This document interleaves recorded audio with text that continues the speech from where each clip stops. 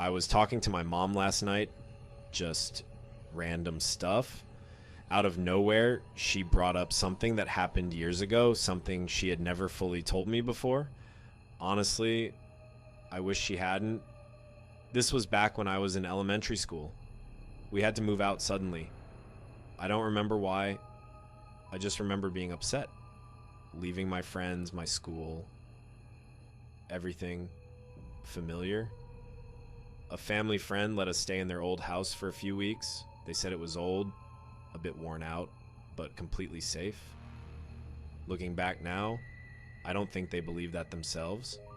The moment we got there, something felt wrong. Not just old house wrong.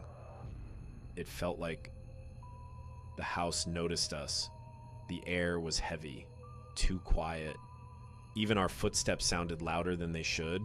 I remember getting goosebumps the second I stepped inside.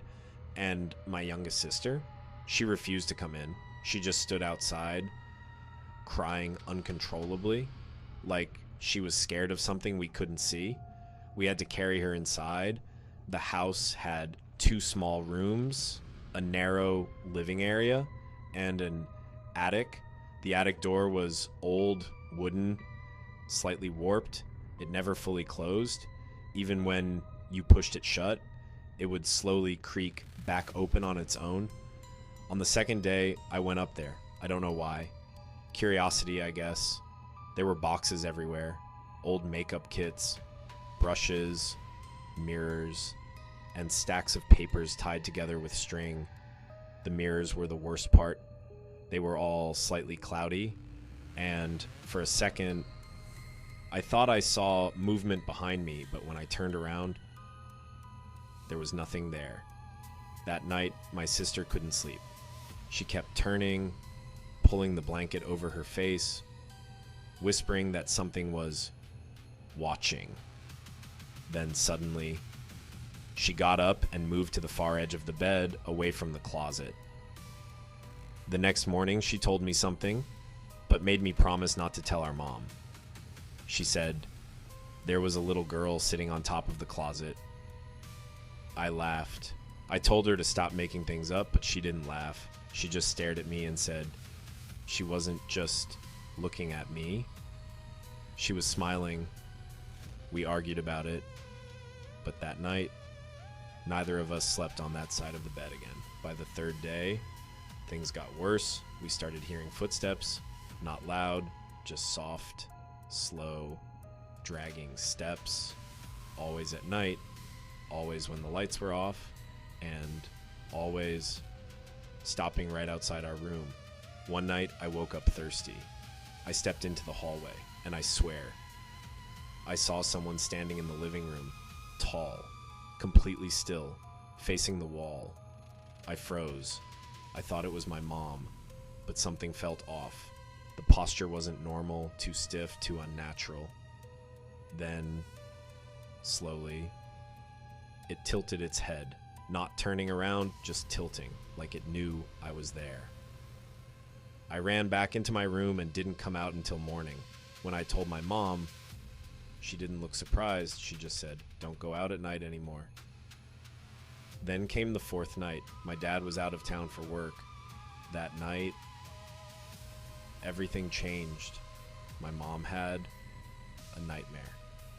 In her dream, she was standing in the living room, and there was a man sitting in the dark with a little girl beside him, both staring straight at her, not blinking, not moving, just staring, while their lips moved silently like they were trying to say something. Then suddenly, she felt hands on her shoulders. She turned around, and it was my dad. But something was wrong. His face looked pale, almost lifeless. He grabbed her and said, "Wake up. It's 3 a.m. Your daughter has a fever." Then he leaned closer and whispered, "And there are 2 men outside, trying to get in." My mom woke up instantly, her heart pounding. She looked at the clock. 3 a.m. Exactly.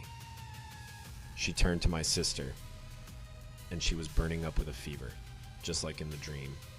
Then she heard it, a slow sound coming from the front door, not knocking, not scratching, just pressure, like someone leaning against it.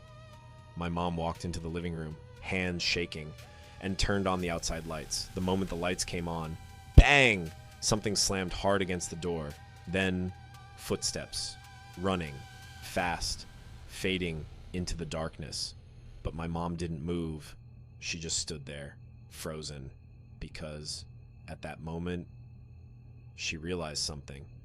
The man and the little girl in her dream weren't outside. They were already inside the house. The next morning, my mom called the owners of the house. That's when we found out the truth. That house used to be a funeral home. The attic, that's where they prepared the bodies.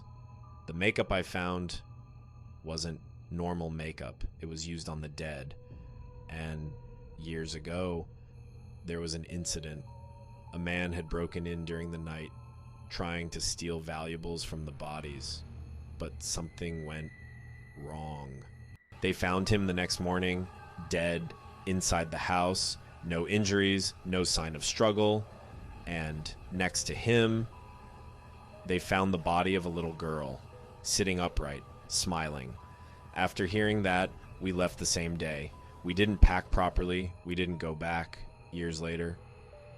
I asked my mom if it was all real, if she was just trying to scare me. She looked at me and said, "I didn't tell you everything." Then she added, "The night we left, I woke up again at 3 a.m. I asked her why. She said, "Because I heard your voice calling me from the attic." I never went back to that house, but sometimes I still wake up at exactly 3 a.m. and for a few seconds, I feel like I'm not alone, and I swear, sometimes I hear footsteps right outside my door. My mom was born in a small rural village in Burma. She grew up surrounded by forests, dirt roads, and stories. Stories about spirits that don't rest, about things that follow you, even when you leave.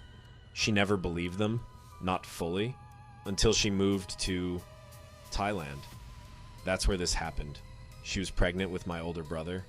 Everything had been normal until the last month. She started feeling watched, not during the day, only at night. She would wake up suddenly, heart racing, certain that someone was standing near her bed, but every time she opened her eyes, there was nothing, just darkness. 3 days before her due date, something went wrong. Severe pain. The doctor said there were complications. She needed to stay at a hospital, but this wasn't a modern hospital. It was old, really old, half wood, half brick, the kind of place that feels colder inside than outside. The lights barely worked. Some corridors had no electricity at all. At night, most of the building disappeared into darkness. At first, my aunt stayed with her, but they didn't get along. Arguments, small things, turning into bigger things, until one evening, they had a fight, and my mom told her to leave. She didn't mean it, but my aunt left anyway. That night was the first time my mom felt truly alone. No phone, no TV, no sound except the occasional flicker of lights and distant footsteps that never seemed to get closer. Around midnight, she woke up, not because of a sound, but because of a feeling. That same feeling she had back home, like someone was watching her. She kept her eyes closed, pretending to be asleep, listening, waiting. Then she heard it. Tap, tap, tap. Footsteps. Slow, dragging, coming from the hallway. They stopped right outside her door. Silence. Long, heavy silence. Then, creak. The door slowly opened. She opened her eyes, just a little, enough to see. A figure stood at the doorway. A nurse, at least it looked like one. White uniform, hair tied back, standing completely still. But something was wrong. The light behind her flickered, and for a second, my mom thought. Her face looked too long, too stretched, like it didn't belong to a human. The nurse stepped inside, slowly. Her feet didn't make normal footsteps. It sounded like something wet dragging across the floor. She didn't look at my mom, not once. Just walked toward the bed, stopped, and stood there. Then she spoke, very softly, almost like a whisper inside the room. "Do you want the baby to be born tonight?" My mom felt her throat go dry. She forced herself to answer, "No." The doctor said 3 days. Silence. The nurse didn't respond, didn't move, didn't blink. Then, suddenly, she tilted her head, just a little, too slowly, too far. And that's when my mom noticed her eyes. They weren't normal. They looked empty, like something was missing behind them. The nurse took one step closer, then another. Then she reached out and placed her hand on my mom's stomach. Cold. Not just cold, dead cold. And then she pushed hard. My mom screamed. The pain exploded through her body. It didn't feel like labor. It felt like something was being forced out. The nurse leaned closer and whispered, "Let me help you." Suddenly, the door burst open. Real nurses rushed in. Lights flickered violently, voices shouting, and just like that, the nurse was gone, vanished. My mom was shaking, crying, trying to explain what happened. But as she described the nurse, the room went quiet. One nurse slowly backed away. Another covered her mouth, and one of them whispered, "She saw her."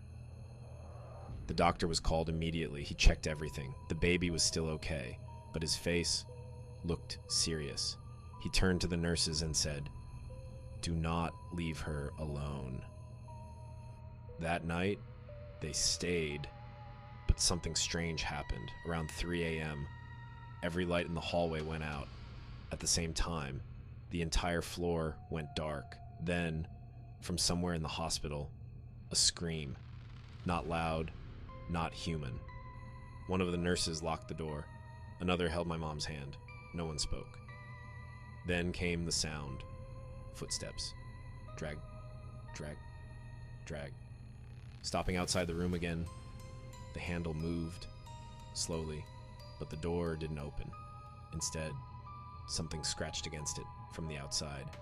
Scratch, like nails, or something sharper. Then, a voice, right behind the door. "Open." No one moved. "Open the door." The voice sounded wrong, like multiple voices speaking at once. The nurse near the door started crying. Then, suddenly, everything stopped. Silence. The lights came back on, and the hallway was empty. 3 days later, my brother was born. Healthy, normal, alive. It was over, or at least that's what they thought. When my mom returned home, she tried to forget everything, but one evening, there was a knock on the door. It was the doctor. He said he needed to tell her something. Years ago, a nurse had died in that hospital. She was found in the maternity ward, her body twisted, her legs wrapped around her own neck, like something had forced her to strangle herself. After that, things started happening. Pregnant women, seeing a nurse at night, always when they were alone, always asking the same question. "Do you want the baby to be born today?" Those who said yes went into immediate labor. The babies were always born dead. And the mothers, some were found the next morning with bruises around their necks, as if something had wrapped around them and squeezed the life out. The doctor looked at my mom and said, "You're lucky. If you hadn't screamed, you wouldn't have survived the night, and neither would your child." My mom never went back to that hospital, but even now, she says sometimes, when she wakes up in the middle of the night, she feels it again. that same feeling, like someone is standing near her bed, watching, waiting, and sometimes, just before she falls back asleep, she hears a whisper. Do you want the baby to be born tonight? We thought it was just a normal work trip. My mom had been offered a short-term project overseas. 3 weeks, good money, all expenses covered. The company arranged everything, flights, housing, even a guide. We went with her. At first, it felt like a vacation. New country, quiet town, old architecture. The kind of place that looks beautiful during the day, but feels wrong at night. The house they gave us was old. Not broken, not abandoned, just old in a way that made every sound feel louder. The floors creaked even when no one was walking. The walls felt thick, like they were hiding something. And the basement? We weren't allowed to go down there. The landlord said it wasn't safe. We didn't question it, at least, not at first. The first few days were normal. My mom went to work, me, my dad, and my younger sister stayed back, exploring the town. But every evening, when she came home, something felt off. She was quieter, more tired than usual, and sometimes she would just stand still, in the middle of the room, not moving, not speaking, just staring.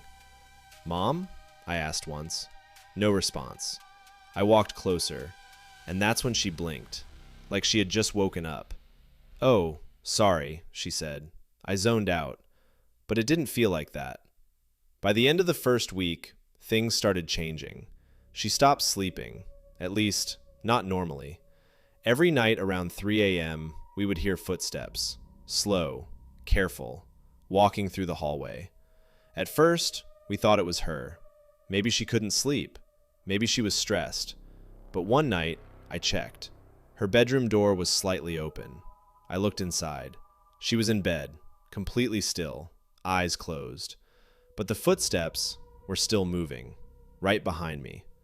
I froze. I didn't turn around. I just stood there, listening. Step, step, step. Then they stopped, right outside my room. I locked the door that night. The next morning, I told my dad. He laughed it off. "Old house," he said. "Sounds travel." But he stopped laughing a few days later. That was the day my sister screamed. We found her in the living room, crying, shaking, pointing at the corner of the ceiling. "There's a woman there," she said. "She's watching Mom." There was nothing there, just shadows. But my sister wouldn't calm down. She kept repeating the same thing. "She's standing behind Mom. She's always behind Mom." That night, we noticed something else. My mom had started talking in her sleep. At first, it sounded like normal mumbling. But then, we listened closer. It wasn't a language we understood. It sounded old, harsh, like multiple voices speaking at once. And sometimes, she would laugh. Not like her. A deep, low, unfamiliar laugh. That's when my dad got worried. The next day, he confronted her, asked if she was okay, if something happened at work. She just smiled. "I'm fine," she said, "but I don't think we're alone here." That night, everything escalated. Around 3 a.m., the same time as always, we heard a loud noise, a bang, from the basement, the one place we were told never to go. My dad grabbed a flashlight, told me to stay with my sister, and went down. I don't know what he saw. He never told us clearly. But when he came back up, his face was pale. "We're leaving," he said. But we didn't leave, because when he went to wake my mom, she wasn't in bed. We found her in the basement, standing in the dark, facing the wall, not moving. My dad called her name. Slowly, she turned around and smiled. But it wasn't her smile. Her eyes looked wrong, too wide, too empty. And then she spoke, but it wasn't her voice. "You shouldn't have come down here." My sister started crying. My dad grabbed my mom's arm, trying to pull her upstairs. And that's when she screamed. Not in pain, in anger. A sound so loud, it didn't feel human. The lights went out, and in the darkness, we heard something moving. fast, circling us, whispering. Then suddenly, everything stopped. The lights came back on. My mom collapsed, unconscious. We left the next morning. No questions, no explanations, just left. Back home, things didn't get better. They got worse. She stopped eating, stopped talking, stopped being herself. Sometimes she would sit in the dark for hours, and sometimes she would look at us like she didn't recognize us. We brought doctors, therapists. Nothing worked. Until one night, she spoke again. Clearly.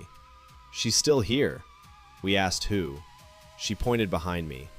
I didn't turn around. I didn't want to. But my dad did. And whatever he saw made him step back. Because that's when he finally said it. This isn't your mom anymore. We called a priest. The first session, nothing happened. The second, she laughed. The third, she spoke. In that same voice. She came into my house. She opened the door. And now, I live here. The priest stopped, looked at my dad, and said, "This didn't start here. It followed her. It's attached." The final session lasted hours, screaming, breaking things, voices that didn't belong to her, until finally, silence. My mom collapsed, and when she woke up, she was normal. Or at least, we thought she was. Because sometimes, late at night, when the house is quiet, I still hear footsteps, slow, careful, walking down the hallway and stopping right outside my door. And every once in a while, I hear my mom's voice from the other side, whispering, "Let me in."